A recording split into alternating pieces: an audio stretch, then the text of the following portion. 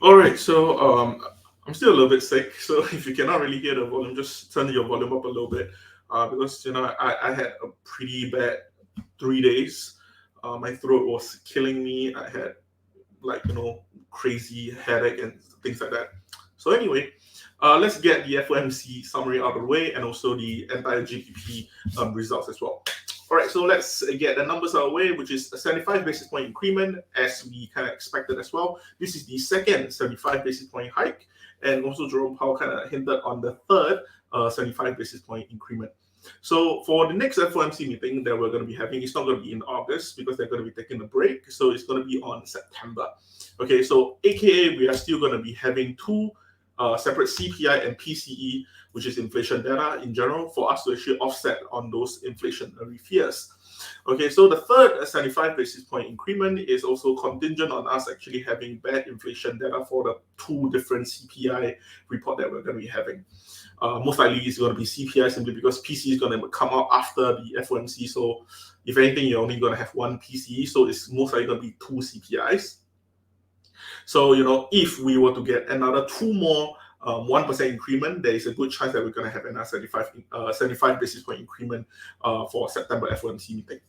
Okay, Jerome Powell also noted that the SEP, which is the summary of economic projections that was drafted out in the previous FOMC meeting, is pretty on point accurate.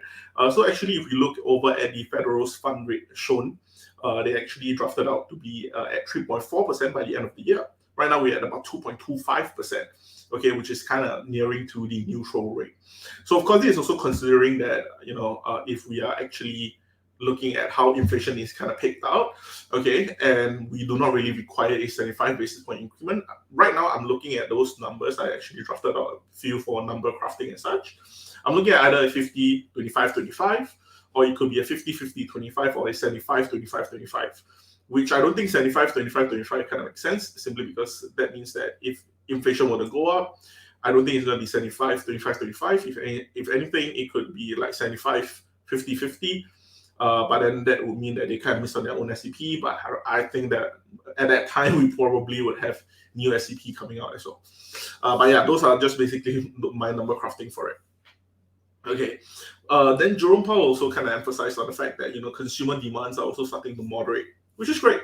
Okay. He also noted that the labor market is currently very, very strong right now. Okay, which is something that he feels that it will eventually come down. So I don't think, he thinks that there's no reason for us to actually force a rug pull on the market.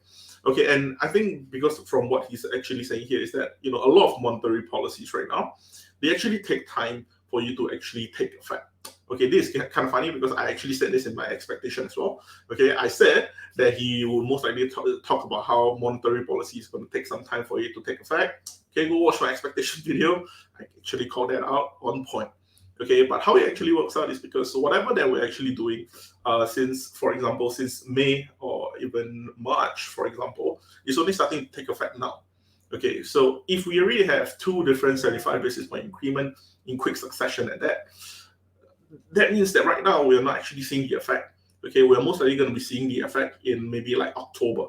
Okay, and when October actually do comes and we suddenly have so many rate hikes in quick succession, for example, if by October, and for example, we are getting another 75 basis point increment in September, okay, that means in October there's going to be three different 75 basis point increment, and that's going to destroy the October's market completely, and that's what the Federal Reserve do not want. And because of that, they're trying to kind of just lower it down a little bit.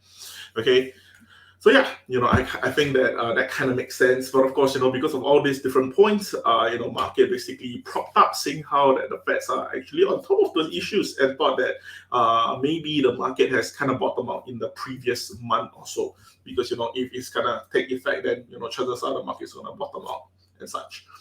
And of course, for us to actually end off on the FOMC summary, one of the panelists basically asked Jerome Powell point blank, okay, if we are in a recession after Biden actually came out with a statement saying that we're not in a recession right now. They even came out with a White House statement as such. Of course, Jerome Powell kind of punted on the question, and then it got brought up again by another panelist asking Jerome Powell yet again point blank if we are in a recession, and Jerome Powell finally came out and said, yeah, I don't think we're in a recession. And he cited the strong labor market for the reason why we are not in a recession. And since we're talking about recession right now, I think it's fair for us to talk about the GDP. It's going to be a very, very quick one. All right, so the GDP results actually came out while analysts were actually expecting us to prop up by about 0.4% with a small minor growth in GDP. We were kind of being shocked by going in reverse and getting a negative 0.9% GDP change.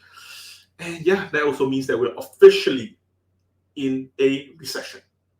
So yeah, I'm not sure if this is going to be a paper recession or is this going to be an actual recession, but hopefully in due time we'll know. Okay, hopefully.